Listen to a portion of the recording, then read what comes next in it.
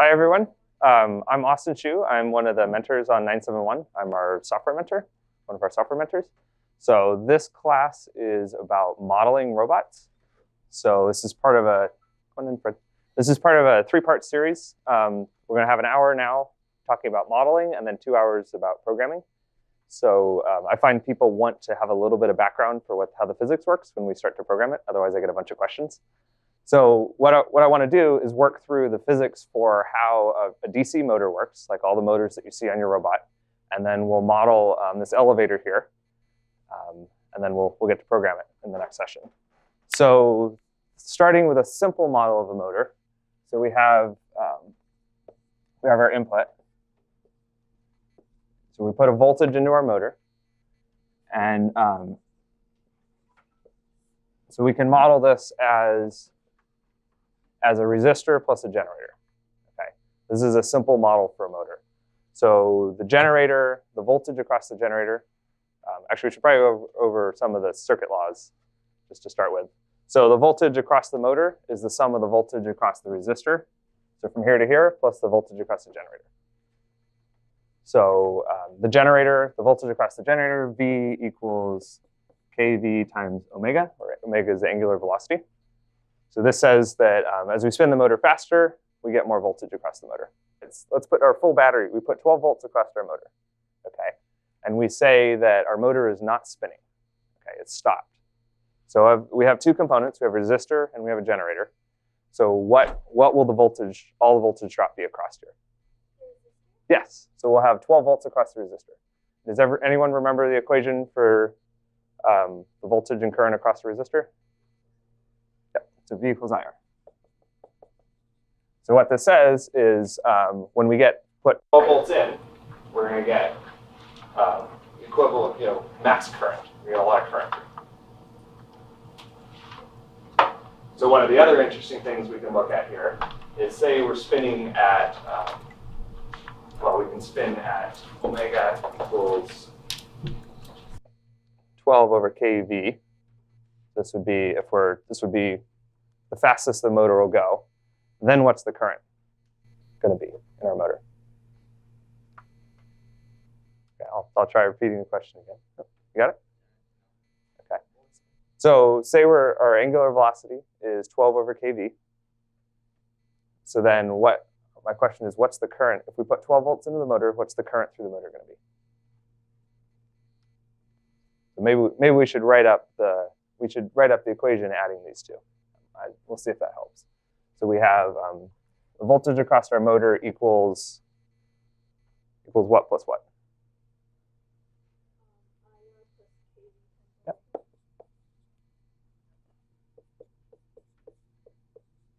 Omega equals 12 over kV, and we're putting 12 volts in. What's the current we're going to get? Does everyone see why that's true? Why it's 0? Should we work it out? Let's work it out. So V, we're saying V equals 12. So 12 equals IR plus omega is 12 over kV. So 12 times kV. These cancel. So we get 12. So, cancel both of those. So IR equals 0. So since R is a known number, we can go measure it on our motor. And that means I equals 0. So what this means is when our motor is stalled, so we have no angular velocity, we get a very high current. And when our motor is spinning very, very quickly at the free speed, that's what this is called, then we have 0 current. Does that kind of intuitively make sense here? Kind of from what you've seen on your robots too?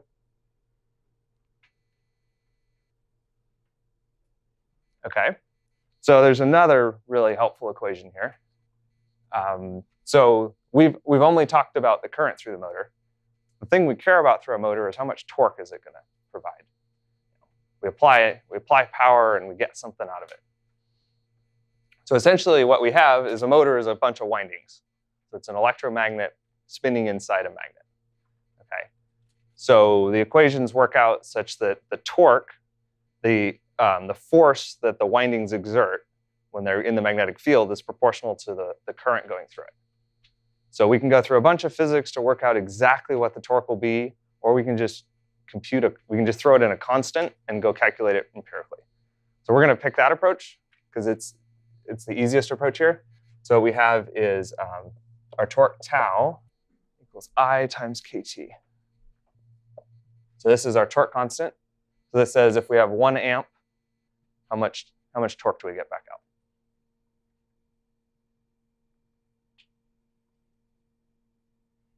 That's what this says. So I figure the best way to, if you guys have any questions, please stop me and ask, okay? So just feel free to ask me questions on this. So I figure the next thing that will be interesting to do here is let's go look at a real motor. So I'll pull up a data sheet for a motor, and then we can go try and compute some of these numbers. Try to make it a little more realistic. So we're at motors.vexpro or vex.com. So you guys can go to this at home.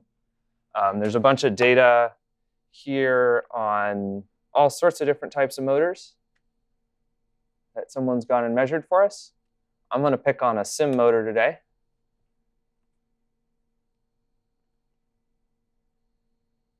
So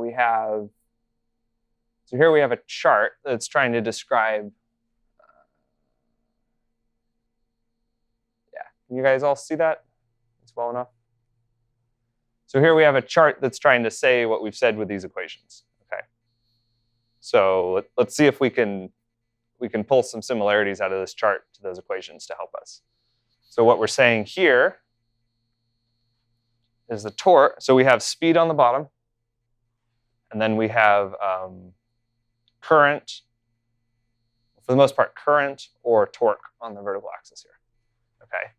So we notice we have torque is the yellow line and current is the blue line. These two lines here. So what do we notice about those two lines? Do they adhere to what we claim the equation is? Yeah, they're proportional.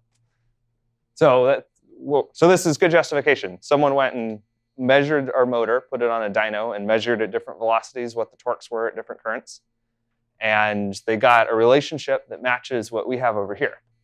So this says our math at least works there.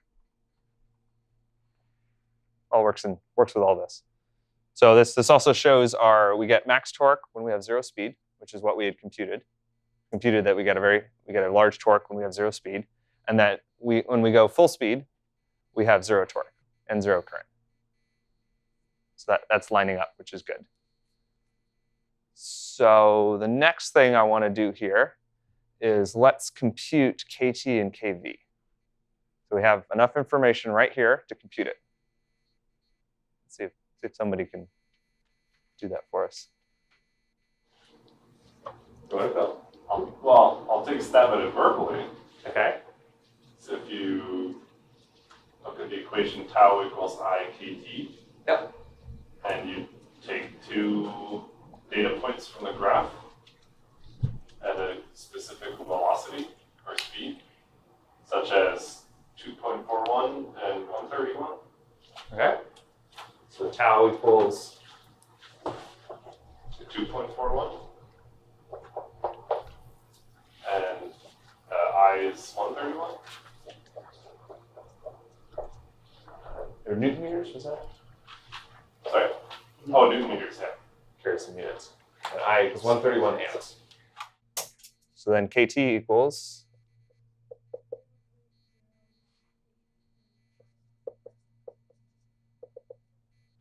and then the units on that are, units are important.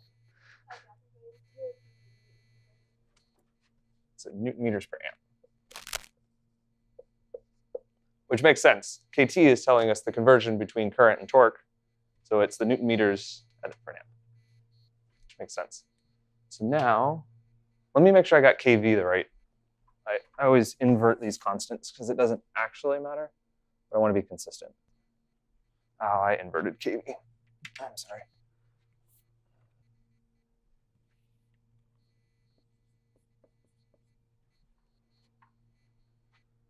Did I get them all?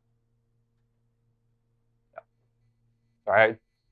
These are just constants, so you can invert them and they don't change. But I want to adhere to the standards that I've seen in industry and that we've been using in our code base so that it'll all make sense. We're all talking about the same KT. But really, there's just constants of proportionality. So if you invert them or mix them up, the equations still hold and the relationships still hold. So let's let someone compute KV for us. How do we do that? Sure.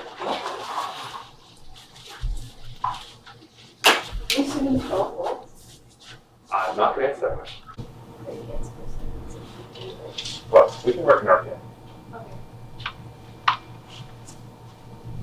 So would you just do KV equals 12 over omega? Okay.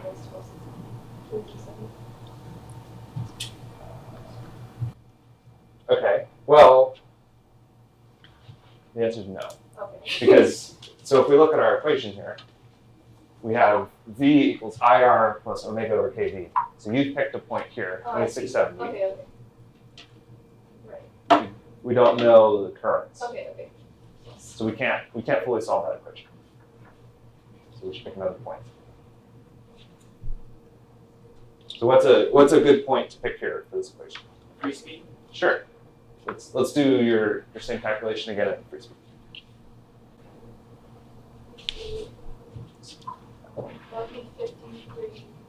30. Yep. So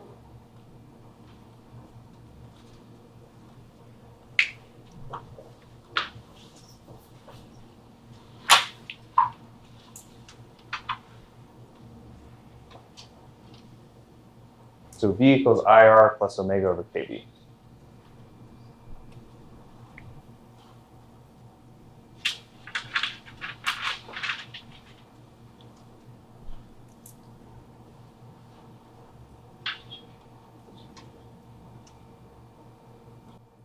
Okay, so we still have two unknowns. We know what our voltage is, right? Yep. All this plot is all done at 12 volts.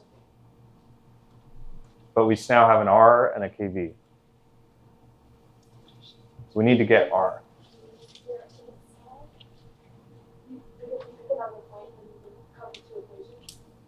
Yep. Well, we can pick another point, or the goal is to pick a point where things fall out so that we don't have to think about it. It's really easy. So, where what zero? where angular velocity is 0. Sure. So if we pick omega equals 0, do we have enough to get R? Yeah. Okay. Yeah, because then you have 12 equals 2.7. Oh no, not 2.7. 1.131 Yep. R. Now we can solve for R.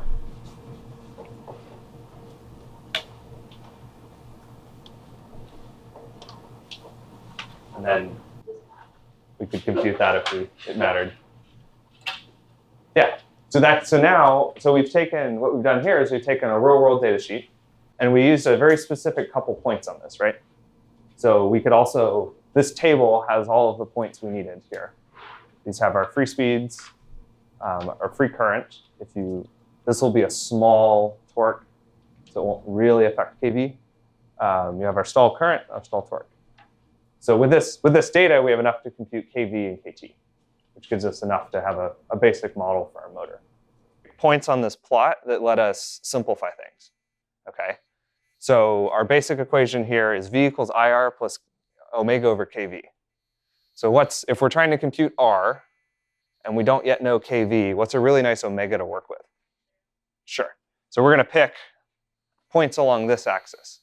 So now the equation at omega equals 0, if omega equals 0, then V equals IR, right?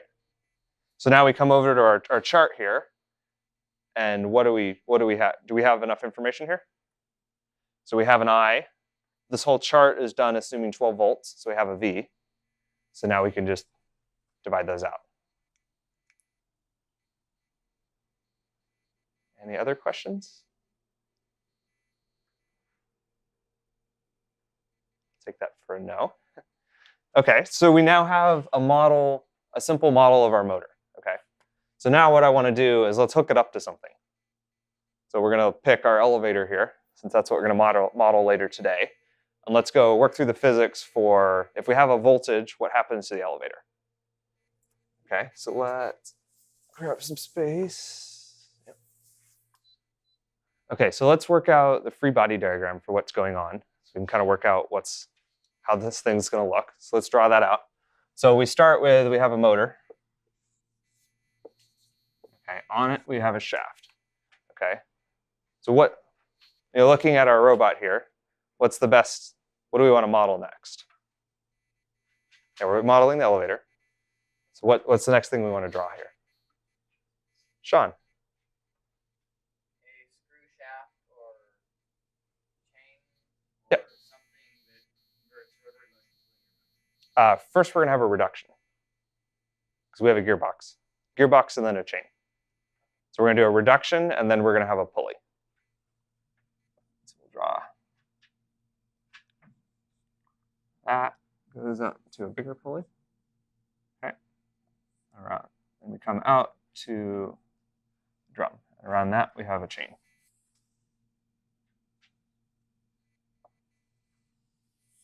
So our critical dimensions, so gear reduction G. We have our motor, which adheres these equations, adheres to these. Oh, another one.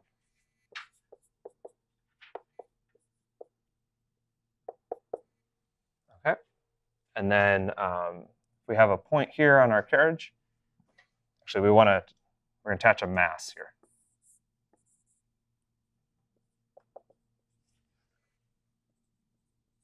We have a mass. So now we need to work out the physics of what's going on here. So let's start with, need to get to F equals ma, essentially. So we need to start with, if we have a torque out of the motor, we can compute the torque at this shaft. Okay. Does anyone know what that torque is? So we'll say that, so tau m equals G times tau, let's call it pulley for P. So the torque on our motor is amplified by the gear ratio to get the torque on the pulley. So if we get a bigger gear ratio, we're going to increase the torque on the pulley.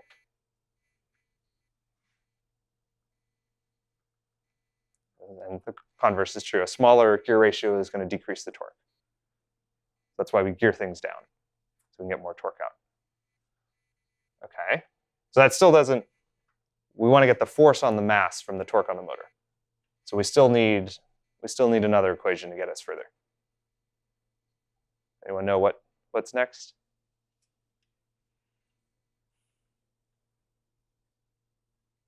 Take that as a no. So then the force on our mass is equal to, so we have a pulley of radius r.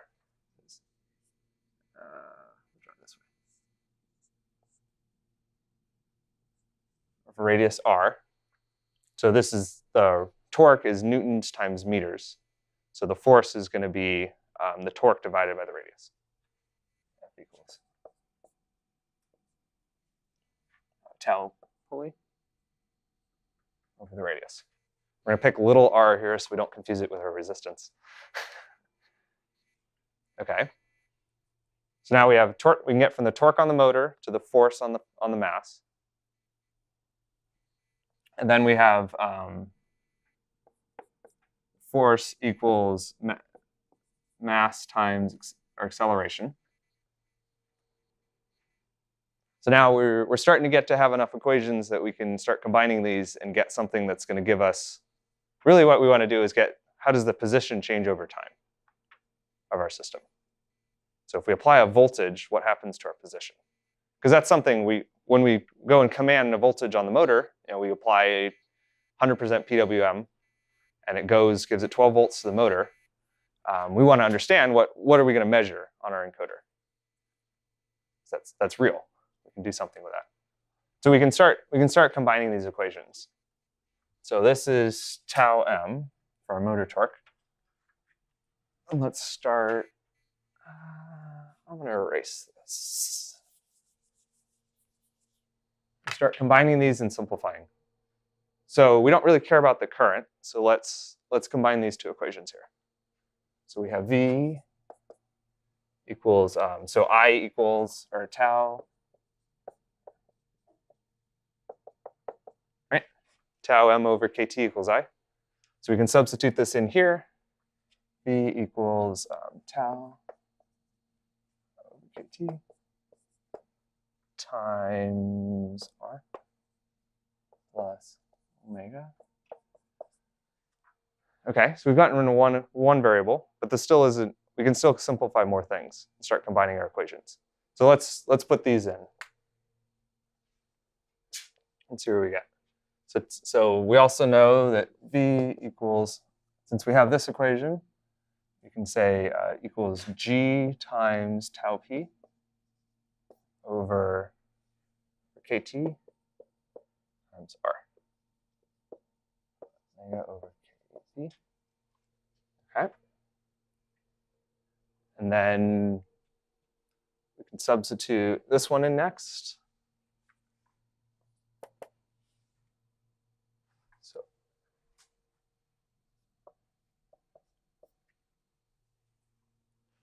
V equals G times R times little r times force.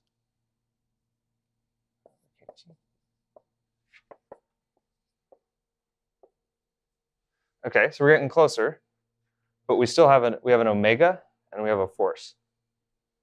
And here we have a force and we get to an acceleration.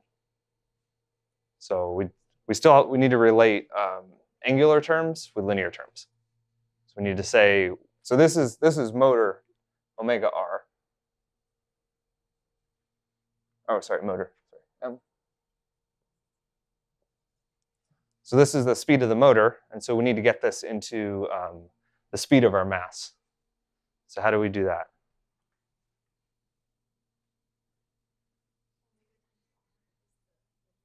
Yep. Okay, so, but that's omega p, omega of our pulley, right? Okay. Equals r times omega. Oh, no, that's what you said. Equals omega p times r equals v, so velocity. Okay. And then we need to relate the speed of our pulley with the speed of our motor. You just gear down, so you divide the motor omega divided by g. Okay. Let me make sure we got the right signs here. Okay, so now we can substitute this in here, and we're going to get everything in terms, we're going to remove the angular velocity of the motor, which is good. Sorry, what? Do you have to take the chain, the tension of the chain? So if, and the reason why is that if, say we have a tension, we're going to look at our chain, right? It's pulling, it's pulling, right? So this is, if we look at the tension of the chain on our motor, it's going to be pulling our motor. Let me draw that there. Actually, let's zoom in on this. I'm going to redraw that. We have our, okay. So we're going to cut it right through here and go look at what's happening in our system. So that it's pulling both ways. So we're going to have a force. The tension is going to be pulling up and down. So the sum of those, when we sum them together, we get zero net effect on the system. And there's going to be an equal and opposite force here. There. So the answer is no, it doesn't matter. Now it does matter for stiffness. Like if the chain goes slack, all of this breaks down. So we need to have it tight enough that the chain will never go slack for our model to hold. We could do a more complicated model that deals with the chain going slack, but that's not. It's better just to tension your chain. Okay, so let's start simplifying some more things here. Let's plug some things in. We have these two equations. So I'm going to combine them first before we plug them in so we can write less. So omega m over G times R equals V. I'll plug this in, actually. How do we want to distinguish our two V's so we don't go crazy? Anyone have some suggestions?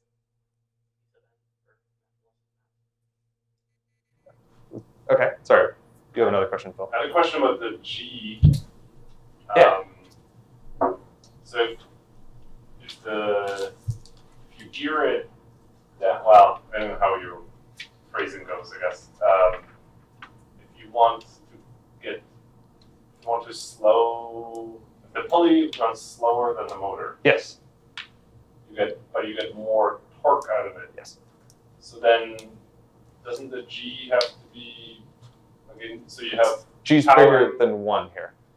So if you have tau M equals G tau P, Did I mix that up? One of those needs to be inverted. Good catch. I think you're right. So, oh, I did mix these up. Okay, let's move G and then propagate that through. Thank you, Phil. So where else do we need to modify it? We invert G here, right?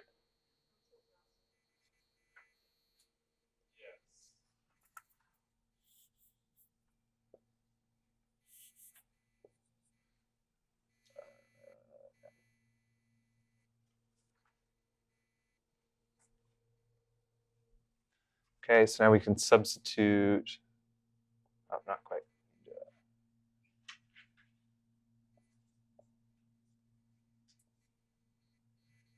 Okay.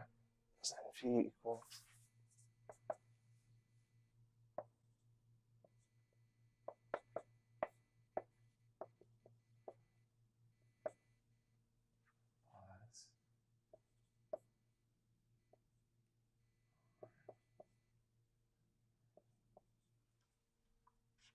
Okay. So now let's substitute this in. Equals mass times acceleration of our mass. So now we have an equation here that if we know the velocity of our motor, we can compute the acceleration given a voltage.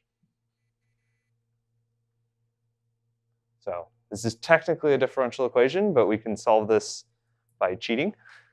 We can do this numerically, which is what we're going to do for the next session. So I'll show you a trick for that. We'll do the simplest version, Euler integration. Sorry. When you say the acceleration or the velocity? This is the acceleration, that's the velocity. I can see a question in your face still. So what do we know from this equation here? If we have a velocity, what's that do to our current? So we have the voltage across the motor equals the current times the resistance plus the angular velocity over the voltage constant. So if omega is a positive number, or as omega gets bigger, what happens to I for the same voltage?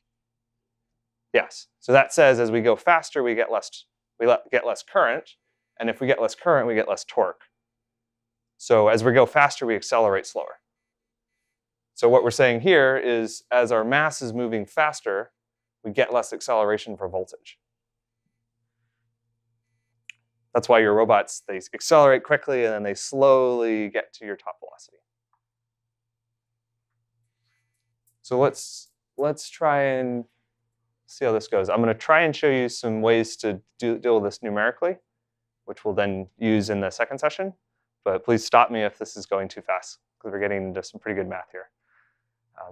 So essentially, if we have a velocity, okay, and you're holding a velocity for a period of time. So we're going to look at this. So if we have time, or velocity, in a simple way. Okay, so we hold a specific velocity for a specific period of time. Okay, how far do we move in this time? So v times t. So delta x equals v times delta t. So the amount of duration gives us the change in position. Okay. So now what we want to do here is say my curve isn't this simple. yeah, we have an equation here. This is a little more complicated. Say my curve looks something like, say I have a much more complicated curve. Okay, so we don't need to get this perfect, but we want to get pretty close to what's going to be the change in position at this point in time. What we can do is we can just subdivide the problem into really tiny pieces and solve it over and over and over. So what we're going to do is I'm going to assume that for a very small portion in time, it's a good enough approximation to say we're going steady state. We're going at a constant speed. Okay. So we're going to divide this in little rectangles. So first we're going to do that one. And then I'm going to assume that we hold this new velocity for a little bit of time. Then we hold this velocity for a little bit of time. And that one. We just do that through the whole system. Okay. So what we're doing when we're doing this equation is we're figuring out the area under this curve. So as you can see graphically, there's going to be a little bit of error here. But the smaller and smaller we make our boxes, the closer and closer it gets to the real system. And so what that says is we just pick really, really small boxes and spend a bunch of computer cycles on this, and we'll get close enough that we can move on and ignore it. So this is an entire field about how to do this numerically efficiently. So we don't need to go into huge detail here, but this will get us far enough to do this for what we need to do today. Does this kind of make sense to people? It's a big new concept. I'm sure there's questions. Phil. So when you were saying we're going to cheat, is that little creating the bars the cheating? Yes, this is cheating. Because if you look at it, we're not perfectly right. There's a little bit of area here that we did not account for. But I'm going to argue that we got most of it. And we also didn't get a really nice closed form solution. I can't write an equation out for what this is. I can tell you to go put this in a computer. We'll have to program it up. And we'll get an answer out. But I'm going to argue that's fine for this. We don't need a perfect equation for the answer. We can go into some good calculus and get an answer for this. But I don't think you guys are ready for that. It's my guess. So essentially what this lets us do is so given a function, this lets us figure out a change in position given velocities at specific times, okay? So we can use this here. So let's rewrite this equation a little bit to get it into a better form for us. And then we'll apply this trick, and that'll be what we do in the next session. So we want to compute the acceleration. So we want to go from an acceleration to a velocity. That's what this is arguing. This says we need to do. So we need to get, given the current velocity and the current voltage, we want to figure out what the acceleration is. So we need to reshuffle this equation. So this is just a lot of algebra. Me not doing math incorrectly. AM equals GT over M V minus.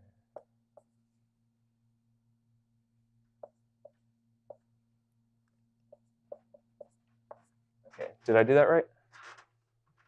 Get all my terms right?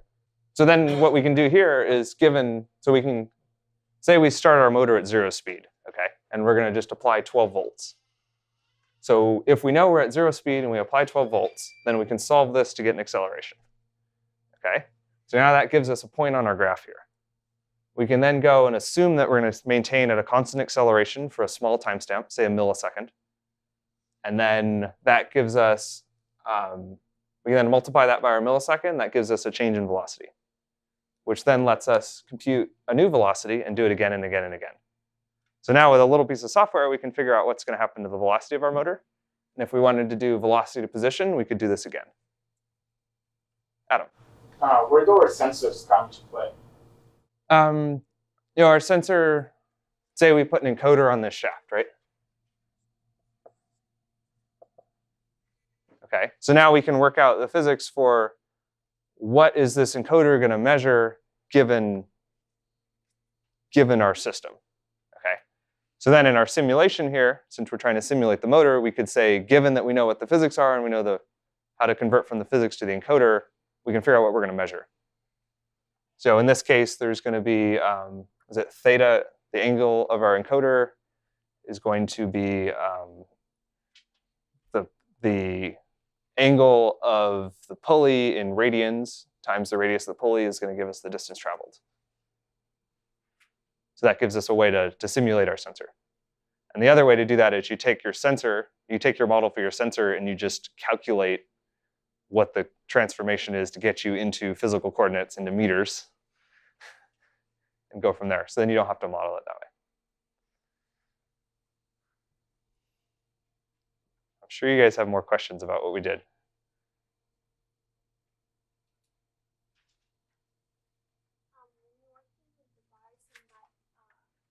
Yes? So this is a generic equation here. So I'm saying for a generic equation here, we can figure out the area under it. So we can go from a velocity to a position. And then a specific use case where we really want to do that is this equation here. So that's the bigger concept. And then this gives us an application so we can go simulate our motor. Now I want to ask the question, we applied 12 volts. Where is it in a second? How far has our motor moved? How fast is it going? That's a really good question. And we can now answer that with this. So I don't have anything else to cover. So if you guys have more questions, speak up. Otherwise, we can finish. Could you run through that last equation that had the step function kind of? This one? No, the last bit about how you calculate a step there. It was G, and then how you get to the next step. Oh, so what I did is I just reshuffled this equation. So what we want to do is to integrate this equation, finding the area under the curve using this technique. We need to figure out what the acceleration is given the voltage across the motor and its current velocity. So we have an equation here already that we solved from our physics that relates voltage, acceleration, and velocity. So we just need to reorganize it so that it's really easy to evaluate. This we can write a function in our code to calculate AM. For acceleration. Yes.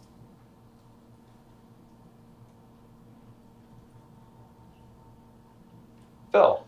So is acceleration what you kind of care about from a robot point of view? Or is that the most important piece? No. What we care about is what we measure and want to control. So if we have an elevator here, I want to move it to a position.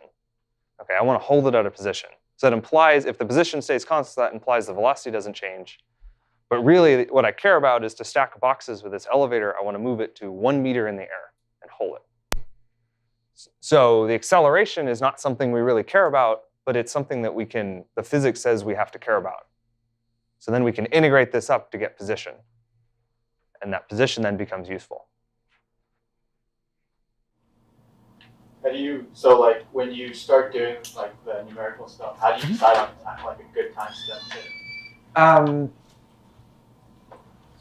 Do you want the simple answer or the more complicated answer? Whichever one makes more sense to come here, I guess. So the answer is make it really small. Yeah.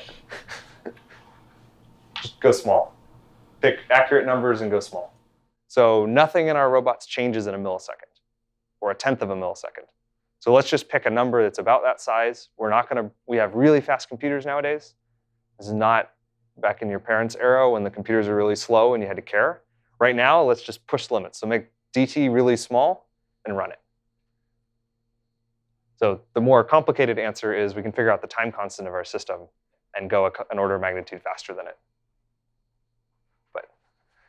Or we could just not think. Yeah? How do you get position from the We do this twice.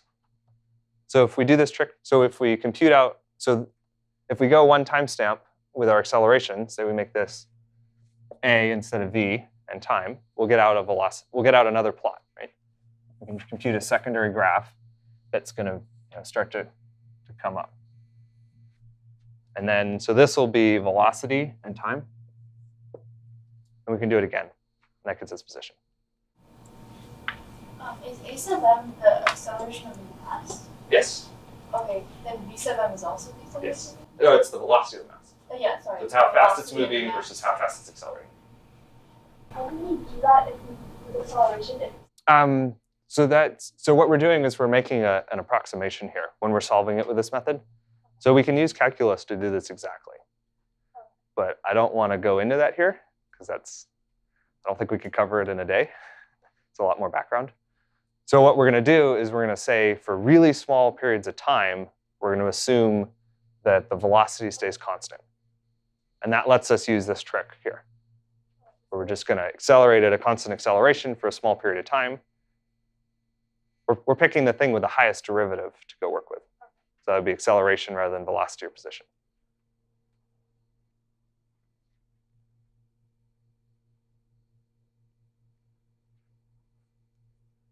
Any other questions?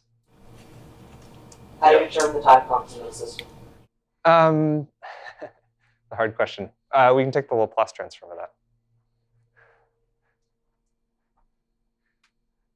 I think it's, yeah, I'm not prepared to do that on a whiteboard right here. It's going to be the ratio of some of these coefficients. There's a lot more math you can go into here if you actually want to. You can do a lot of cool stuff with this.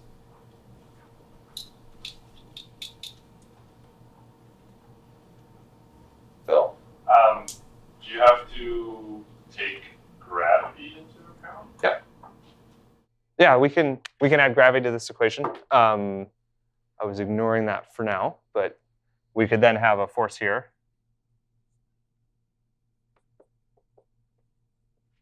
F equals mg, and we can propagate that through. And that'll work. I'll leave that as an exercise to the reader, unless you want me to do it. So, I mean, for a robot, like for a competition robot, I don't think you can afford to ignore it, or is that something you can ignore? Yes, you can ignore it. Oh, really? It's constant. So going into a little bit more control system design, say we want to control this, to move this elevator to a position, okay? We want to lift it up and hold it at a position. We're going to have to deal with things pushing on the elevator. We're going to have to deal with the object you're holding being heavier than expected. There being friction pushing it down. Another robot hits you, So there's a bunch of variation we have to deal with in our system. So if we want, we can just lump gravity in and solve it the same way. And then you don't have to special case it, and the math gets a lot easier. So on some of our systems, what we've done is we've just let it be a half an inch below where we asked for. It's good enough. Other systems, you can add some sort of integral control to compensate. And that'll compensate for gravity as well as everything else. There's a bunch of ways to solve it. Kind of pick what's relevant for your system. Fred. For the room. For how many of you did this make sense? Okay. For how many of you is this relatively new math? Okay. For how many of you are you used to building a robot by taking the parts and putting it together, applying a voltage and seeing what the heck happens? Okay. So Austin here has been doing this stuff for a really long time. And all of this math is really second nature to him. And someday it will be second nature to all of you too. But for right now, don't worry about it. What this is proof that physics works, right? Physics is good. And the idea that we can understand our natural world well enough to apply math to it that we made up and predict the future and the actual behavior of real physical systems based on drawing of ink on a whiteboard is really very cool. So study this and think about it. Most of what Austin did here is just algebra. And you've all done algebra. Don't worry about the calculus. He just told you the calculus and the differential equations, those are handy tools, they're useful tools. You'll get to them in college, maybe later in high school. You'll get to them, but for right now, you can solve it with algebra. And this will allow you well enough to predict the behavior of your robot pretty well. So, write down the equations, go home and study them. The basic idea is understand the relationship between the velocity and you want to understand what the motor is doing. You're applying current, You're getting out movement. How did that work? That's what this is about. And that's the primary thing that you want to take away. Go home and study, think about it, be reassured that math works, physics works. Don't worry about the fact that the math is new to you. It will come, believe me. Thanks, Fred. Yeah. So we've been focused on mainly voltage. Yep. Do you work through the same set of similar equations to look at current? Because current, certainly in the real world of the robot, can be an important thing, especially towards stall speed. So there's your equation. This is the torque on the motor divided by KT is your current. So it actually gets simpler if you live in a only current world. You can drop all the voltage, and then your differential equations actually get really easy, and you can actually solve them on a whiteboard. But that works until you drive a current such that you hit your battery voltage, and then all this applies again. All the rest of this. So is that part of the eventual modeling of the system to know where that critical point is, or? Depends on how you want to do this. So we don't use current control. We only use voltage control. So my control input to our system is our voltage. And then I get to measure, after we solve all the equations, I get to measure a position. So for our robots, a voltage to a position is what we want. For other robots, a current to a position is what you want. It all depends on how you want to model it. Or if you have a flywheel, it's a voltage to a velocity. That's a simpler equation.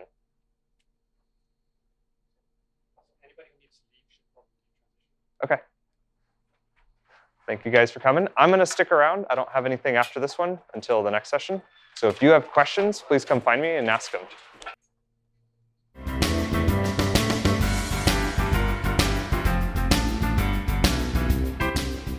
We are 971.